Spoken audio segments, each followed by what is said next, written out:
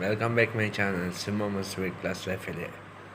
First మీ అందరికీ ఈరోజు మహాశివరాత్రి శుభాకాంక్షలు. ఈరోజు శివరాత్రి టైం 1:15. ఇది బాగా దోమలు కుట్టి నిద్ర చెడిపోయింది. భయంకరంగా దోమలు కుట్టే మామూలు కొట్టలేదు, దోమలు అలా కుట్టాయి, నిద్ర చెడిపోయింది. ఫస్ట్ ఆఫ్ ఆల్ మీ అందరికీ శివరాత్రి శుభాకాంక్షలు. First of all congrats to South Africa team. ఎందుకు సౌత్ ఆఫ్రికా టీంకి నేను కంగ్రాట్స్ చెప్పానంటే, న్యూజిలాండ్ 2023 టైమ్స్ ఎదురుపడితే న్యూజిలాండ్ తప్పన్నాడు. ఫస్ట్ టైం సౌత్ ఆఫ్రికా గెలిచింది. ఇప్పుడు రాయబిలిటీ గురించి మాట్లాడదాం. ఈరోజు మనకి ఇండియా వర్సెస్ పాకిస్తాన్ మ్యాచ్ ఉంది. ఇండియా వర్సెస్ పాకిస్తాన్ మ్యాచ్ ఉన్నప్పుడు రాయబిలిటీ లెక్కలు వస్తాయి. 16 సార్లు అంటే పెద్ద 92 వరల్డ్ కప్ నుంచి 2020 వరల్డ్ కప్ అన్నీ మిక్స్ చేసుకుంటే 16 సార్లు ఎదురుపడేది. 16 మ్యాచ్లే 15 మ్యాచ్లు మనం వరుస పెట్టి గెలిచాం. ఒకే ఒక మ్యాచ్ అన్ఎక్స్పెక్టెడ్గా పాకిస్తాన్ గెలిచింది. రాయబిలిటీలోకి రాదు. అండర్ 90స్లో మందే గెలిపి ఐసీసీ ఛాంపియన్స్ ట్రోఫీస్లో ఒకే ఒక్కసారి, అంటే 2 సార్లు ఒకసారి ఐసీసీ ఛాంపియన్స్ ట్రోఫీలో ఒకసారి పాకిస్తాన్ గెలిచింది. 2020 వరల్డ్ కప్లో ఒకసారి గెలిచింది మన మీద. అవి రాయబిలిటీస్ కింద రావు. అవి అన్ఎక్స్పెక్టెడ్ లక్. అవి అన్ఎక్స్పెక్టెడ్గా అయ్యాయి. కానీ ఈరోజు జరిగే మ్యాచ్ ఖచ్చితంగా ఇండియానే గెలుస్తుంది. ఎందుకంటే మన టాప్ ఆర్డర్ మొన్నే క్యూలోకి చూసారా ఎలా వచ్చారో. సంజయ్ 722 రన్స్ అయినా 8 బాల్స్ ఎంత స్పీడ్గా తీసుకొచ్చాడు. ఈరోజు ఇండియా ఖచ్చితంగా గెలుస్తుంది పాకిస్తాన్ మీద. ఈ మ్యాచ్ మనం గెలవబోతున్నాం. పాకిస్తాన్కి మరో కాలరాత్రి 3 ఏళ్ళ తర్వాత. First time India versus Pakistan 2003 world cup. అది కాలరాత్రి 272 రన్స్కి 274 కొట్టి గెలిచిన 6 వికెట్స్ తేడాతో. ఇంకోసారి పాకిస్తాన్కి ఇది కాలరాత్రి కాబోతుంది. 23 ఏళ్ళ తర్వాత ఇంకోసారి కాలరాత్రి ఇది. సో 17లో 16 మ్యాచ్లు మనవి, ఒక మ్యాచ్ వాళ్ళది, అంతే. మనం గెలవబోతున్నాం. ఈ వరల్డ్ కప్ ఇండియా గెలవాలని మనస్ఫూర్తి కోరుకుంటూ నెక్స్ట్ టీమ్స్కి ఆల్ ది బెస్ట్ చెప్తున్నాను.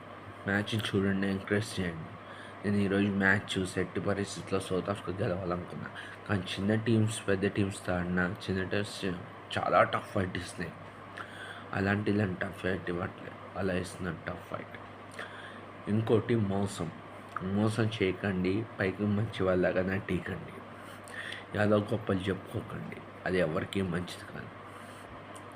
ఒక ఇన్సిడెంట్ చెప్తా, ఎవరికో కాదు, ఒక ఇన్సిడెంట్ గురించి చెప్తా. మా ఫ్రెండ్ సత్యనారాయణ ఒకడు ఉన్నాడు. అంటే మా ఫ్రెండ్ సిద్ధు. సత్యనారాయణ ఏంటంటే ఒకటి గమనించిందంటే, అడిగిన వెంటనే డబ్బులు ఇస్తాడు సత్యనారాయణ. అడిగిన వెంటనే సత్యనారాయణ ఏం చేశాడు, వేరే వాళ్ళకి 1000 రూపాయలు ఎమర్జెన్సీ కావాలంటే 1000 రూపాయలు ఇచ్చాడు. 3 వీక్స్ అయింది. 3 వీక్స్ తర్వాత మనం అక్కడ ఏంటంటే, మాకు సాటర్డే రోజు ఏమో వచ్చి, ఆ రోజు కంపెనీ మొత్తం క్లీన్ అవుతే మాకు కింద క్లోజ్ అవుట్ అయింది. కంపెనీ క్లోజ్ అవుట్ అయింది. అంటే మాకు సాటర్డే వీక్ ఆఫ్, ఈ సాటర్డే మాకు వీక్ ఆఫ్ ఏమైందంటే క్లోజ్ అవుట్ అయింది. 1000 రూపాయలు ఇస్తే వాళ్ళ ఇంటికి వెళ్ళి అడిగితే వాడు ఏమన్నాడు, నేను నీకు ఫోన్పే కొట్టాను, ఇలా 4 రకాల మాటలు చెప్పాడు. ఇంకా గట్టిగా అడిగితే అప్పుడు చెప్పాడు, నువ్వు కరెక్ట్గా మాట్లాడట్లేదు కాబట్టి నేను నీకు డబ్బులు ఇవ్వను. అదే వాడు నన్ను ఏమన్నాడు తెలుసా, నేను సైకిల్ కొనుక్కున్నా, 9500 పెట్టి సైకిల్ కొనుక్కున్నా. ఫస్ట్ సెకండ్ స్టేజ్లో కొన్నావా, ఎంత పడింది ఒకసారి చూడన్న. ఇంకా నా కవర్కి, ఇంకా నా సైకిల్ పూజ కూడా నేను చేయలే. నేను నా సైకిల్ చేయలే. పూజ అన్నీ చూసి నోరు ఉందని చెప్పి పోతే మర్యాదగా ఉండదు. అండ్ నువ్వు సత్యనారాయణ 1000 రూపాయలు ఇవ్వాలంటే ఆయన పిచ్చిగా డబ్బులు అడిగి వెంటనే ఇచ్చినప్పుడు తిరిగి ఇవ్వాలని తెలియదాన్ని. ఏం మాట్లాడలే. ఎందుకు అన్నీ నోరు ఉందని చెప్పి ఎందుకు బాగుతున్నావు నువ్వు అని అడిగాను. అతి మంచితనం, చాతకంతనం. ఎందుకంటే నాలో కూడా సత్యానికి పాపం తిరిగి ఇచ్చాను. ఇంకా నన్ను మోసం చేసిన వాళ్ళైతే ఎవరు ఇవ్వలే. ఒకడు 20,000, ఒక కంపెనీలో 15,000 వచ్చే ఉంది, ఇంకో కంపెనీలో 7,500 నెల జీతం వచ్చేది ఉంది, ఇంకో కంపెనీలో ఏమో వచ్చి 15,000 చెక్ వచ్చేది ఉంది ఇంకో కంపెనీలో. దాని తర్వాత ఒకడు కంపెనీ పిఎఫ్ అర్థం కావట్లే. ఇంకోటి ఏమో వచ్చి ఒకడేమో నమ్మి షెల్టర్ ఇచ్చాను.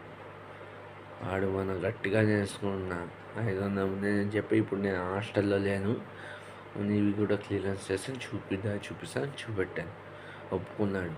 అతను మన 500 ఇచ్చాడు. ఇంకా నాకు అతని దగ్గర నుంచి 2000 రావాలి.